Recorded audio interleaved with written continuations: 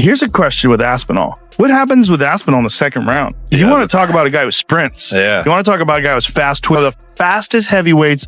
He might be the fate in the history of the sport. I don't think anybody moves like that guy does. He beat everybody else's ass too.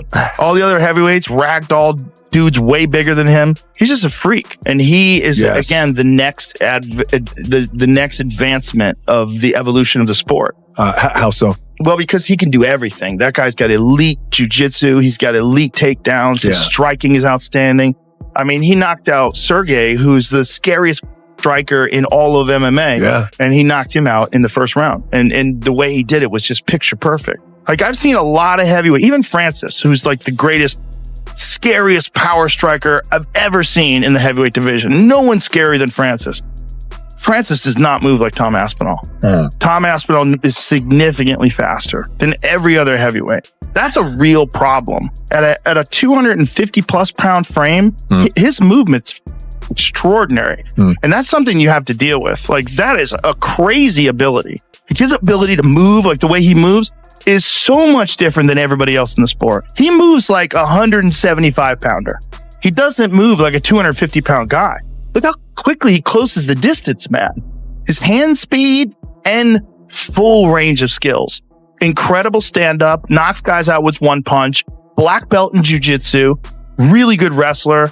His everything, and he's young. So what's your prediction if it happened?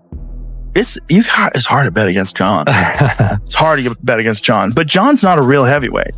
Yeah. John could make light heavyweight, 100%. He weighs 230 right now, maybe a little less than 230. There's no doubt in my mind that if John just changed his diet and went back, he hasn't put that much mass on. For Tom Aspinall, you said you don't really care about the belts. You really want to prove you're the best. Is there any other fighter in the heavyweight division that you feel you need to beat to prove that you are the best, other than Ciryl Gane?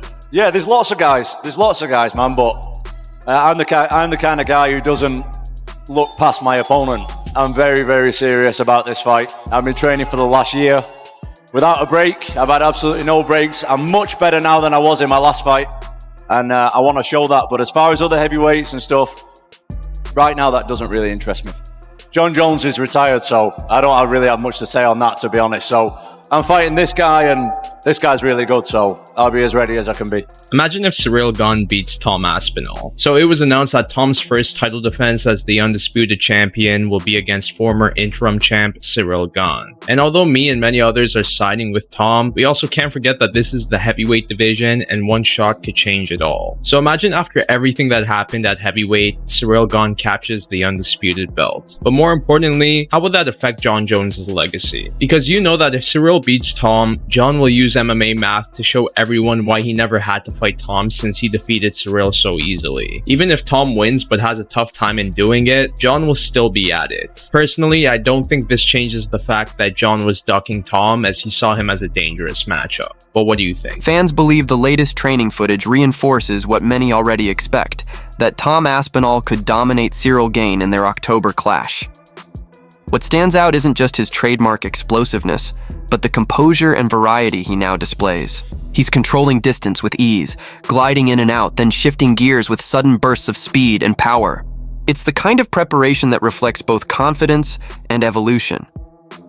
Joe Rogan has often remarked that Aspinall is a new breed of heavyweight, combining agility, precision, and high fight IQ in a division once ruled by slower, more methodical styles.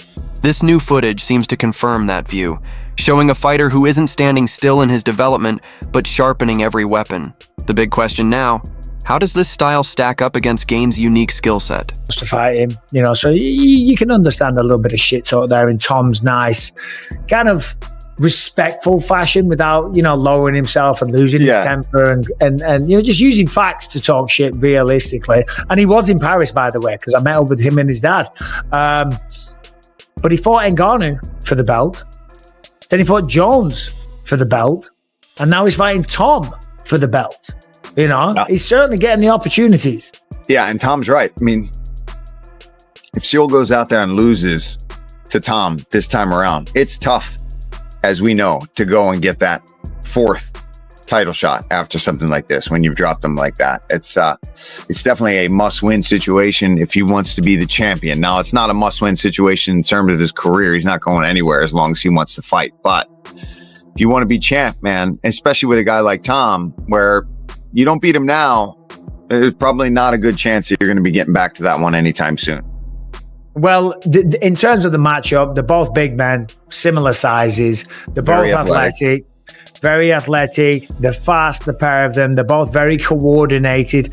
I think if I had to give an advantage to Ciryl, it'd be in the, maybe in the movement. Maybe he's a little slicker on the feet, but he's not as powerful as Tom. And Tom's certainly slick as we know.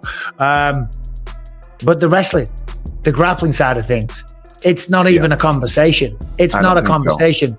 So. Tom should be able to take him down if he chooses to. So if Ciryl Gane isn't training in Dagestan for 2-3 months, years, days, weeks, or Arkansas, brother. Yeah, he's just go down there with brass. Get up there with brass. If he's not just solely working on his grappling, then he's a fool.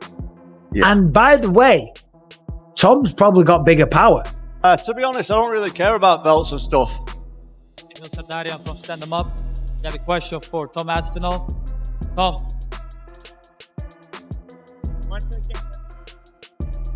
Obviously, you've defended your interim title once already. Do you feel like this is your second title defense, or is the interim belt and the actual belt different for you? To be honest, I don't really care about belts and stuff. I just care about my next fight. Cyryl's my next fight. He's the guy I'm focused on. This fight's been simmering for a long time, do you know what I mean? We've been talking about this fight for a long time, so I'm just ready to fight this guy already and take him out. The easy thing would be to try to take Ciryl to the ground. Is it obviously going to be the game plan, or are you going to try to strike with Ciryl? I think if I hit anybody, I can knock anybody out. And I think that Ciryl is no exception, but obviously there are some weaknesses in his ground game that we've seen. I'm sure he's improved. I'm sure we'll both be ready for anything. With Tom's ability to mix sharp striking and well-timed takedowns, the threat he brings is on another level. Aspinall isn't your typical heavyweight. He has the skill set to be dangerous wherever the fight goes. That's why so many predict his unbeaten run could continue for quite some time. Recent training footage has only added to the excitement, showing that Tom isn't overlooking Gane. Instead, he's getting ready for every possible scenario, whether it turns into a stand-up battle, a wrestling scramble, or a fight on the mat. This is what separates champions: total preparation and adaptability. And it's this well-rounded game that makes Aspinall such a nightmare matchup for the rest of the division. Right now, the heavyweight scene almost feels like it's revolving around him. With this level of focus and versatility, many believe Tom won't just get past Ciryl Gane. He'll set the standard as the defining heavyweight of this era. The only question that remains: can Gane withstand the pressure?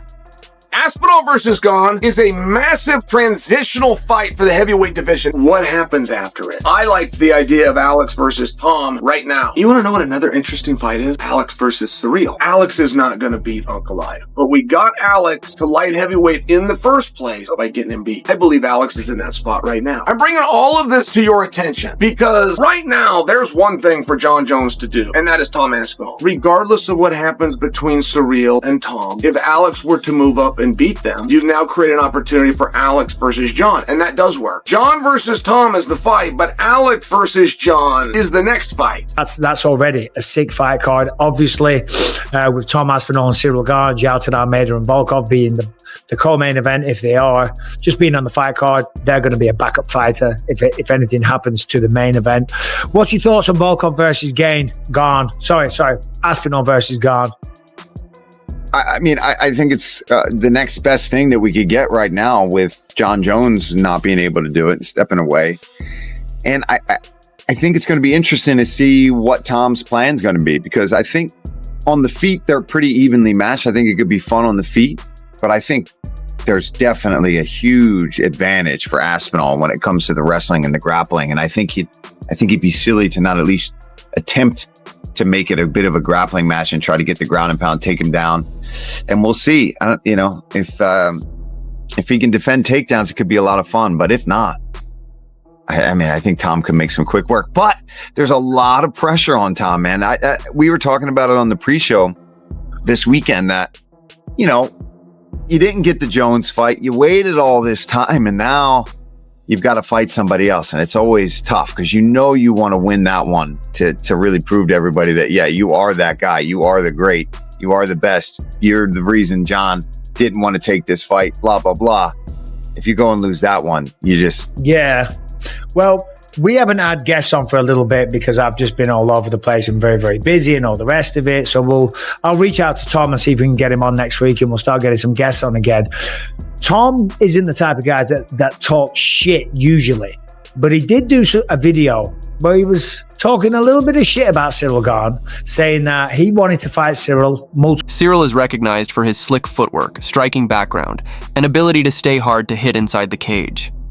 He often frustrates rivals by staying mobile and picking them off with precise counters. But Tom Aspinall's speed and explosive style could cancel that out if he manages to close the gap, take the fight down, and unleash his wrestling with heavy ground and pound. Many analysts think this matchup could spell serious problems for Ciryl.